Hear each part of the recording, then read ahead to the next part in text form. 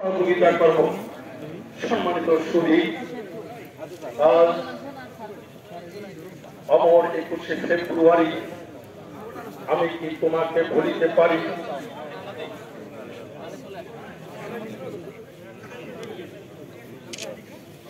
আজকে এই দিনে 21শে প্রথম প্রহরে উপজেলা কেন্দ্রীয় শহীদ মিনারে অত্যন্ত সুশৃঙ্খল ভাবে উপজেলা প্রশাসন পরিষদের পক্ষ থেকে উপজেলা নির্বাহী অফিসার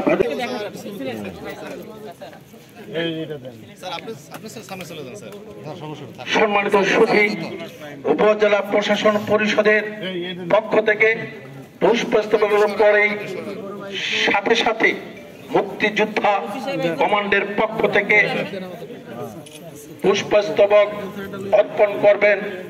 আমরা সে জাতির শ্রেষ্ঠ সন্তান বীর মুক্তিযোদ্ধাদের ধন্যবাদ জ্ঞাপন করছি।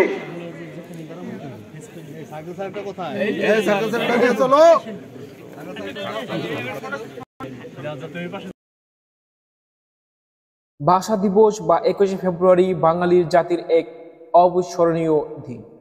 লাখো শহীদের রক্তের বিনিময়ে পেয়েছি আমরা এই বাংলার স্বাধীনতা।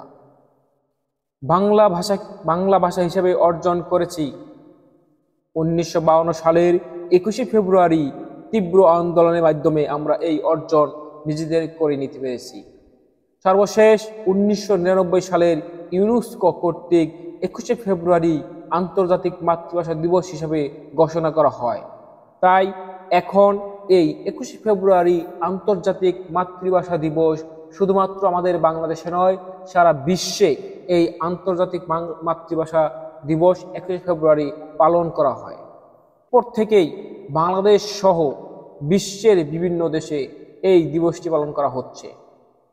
মহান এই দিবসটি পালন করার উদ্দেশ্যে বিভিন্ন জায়গায় আমরা মাতৃভাষা দিবস উপলক্ষে আলোচনা সভাও করে থাকি। আমরা শিশুরা জন্মের পর থেকে তার মায়ের কাছ থেকেই সবকিছু শিক্ষা গ্রহণ করে থাকি। আমাদের মায়ের ভাষা বাংলা ভাষা, সেই ভাষার আন্দোলন করেই অনেকেই জীবন দিয়েছে। তার মধ্যে সবচেয়ে আমরা যে নামগুলো আগে জানতে পেরেছি সেটি হলো রফিক, জব্বার, সালাম, বরকত, নাম না জানা আরও অনেকে। এভাবেই তারা নিজের রক্তের বিনিময়ে, নিজের জীবনের বিনিময়ে আমাদেরকে বাংলা ভাষা উপহার দিয়ে গিয়েছে।